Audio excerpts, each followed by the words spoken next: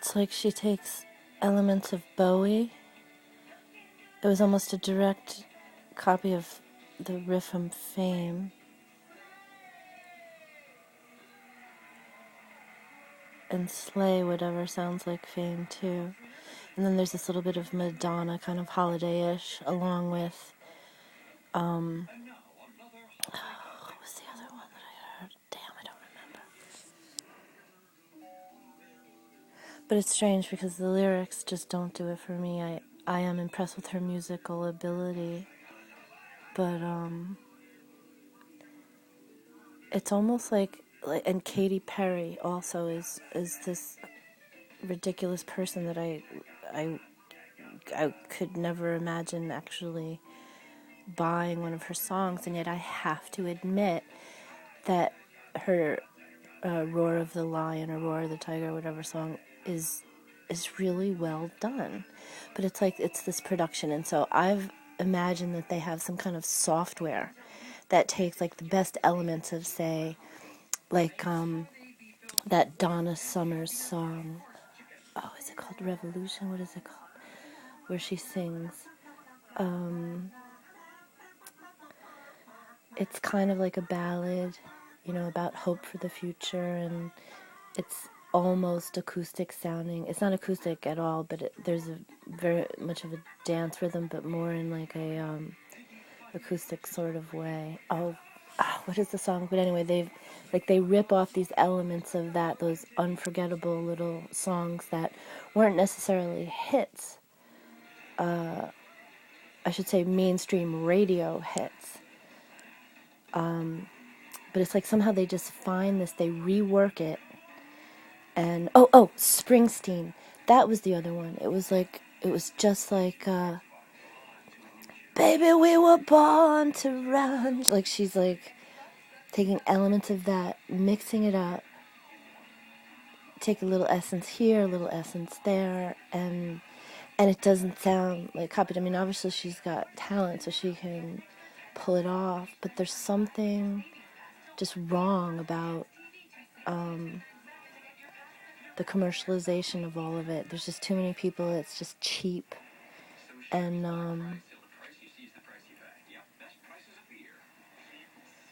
it scares me that it's like everybody has to like something, to make the $1 million life, and it's all based on such emptiness. And like that guy, what was his name? Talking about the advertisers ruling the world,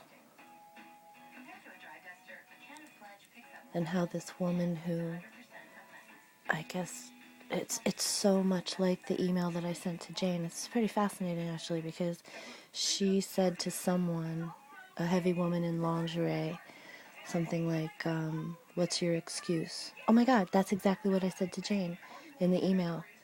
This is what you can do if you know what you're doing. What's your excuse? But it wasn't broadcast over the internet for all to read. It was just between me and Jane. But the point is, I never realized that it's the exact same words. But this woman, I don't know what her deal is. I think she's trying to sell herself as a trainer or something. And so she's, I think, just trying to be challenging. And she's a very beautiful woman, and I'm all for freedom of speech. And I'm okay with what she's saying. If it does sound hateful, she's got to work something out. But she's talking to this, I think it was called curvygirls.com woman, who had her banned from Facebook. Had her for just a couple of days, but had her, punished for what they're defining as, what they're calling, what did she call it? Hate speech. Something like that. Fuck you, Rob. I hear you too. And it was just amazing because it's like, what makes people unable to see that shutting someone down from speaking is the most evil thing you can do to a person. It's like, even if it hurts you to hear it, that's up to you to work it out. But I can't believe that they're mainstreaming these ideas.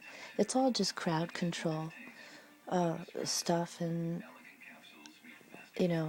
people in certain industries are happy to know that they will be needed forever.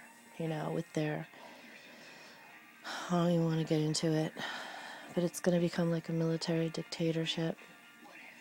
And when Benjamin Franklin said those who would sacrifice freedom for just a little bit of security deserve neither. I mean, every time someone has a crisis, a tragedy, suffers a tragedy in their life, they've got to go title some law because somebody dropped the ball somewhere, so therefore everybody has to be on alert for some behavioral type social crime. It's like bad social behavior, like just smoking is bad for people, so I understand that, but people just don't know how to discuss it honestly. Like it was some bumper crop maybe farmers used, and people would partake once in a while, and then it became this sickening, make people addicted to it thing, and oh my God, I guess that's true. The tobacco industry really did this, I guess, right? And those are horrible, horrible, most evil on the planet people. But that doesn't mean that every tobacco farmer is going to be like that. So people are just stupid. They think they're addicted to things that they're not addicted to. They just have such huge holes in their souls from lying to themselves, ourselves to some degree. I, as screwed up as I am, the only thing that keeps me from going over the brink is trying to keep it straight with myself. And I used to think I was being honest with other people as to the best of my ability for the most part. I used to be 100%, and it would always get me in trouble. And then when I learned to tone it down a little bit, it's a fine line between self-survival and because there's a true joy in being in practicing honesty, on a daily basis, to see what reveals itself by, sometimes it feels bold to say something that needs to be said, but never, like literally 99% of the time, almost never has anyone ever, said good for you,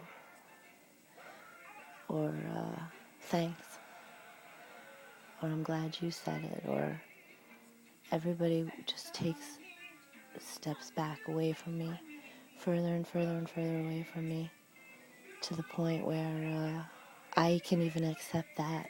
And then when I try to hole up on my own and just try to stay happy, I can't even do my yoga anymore.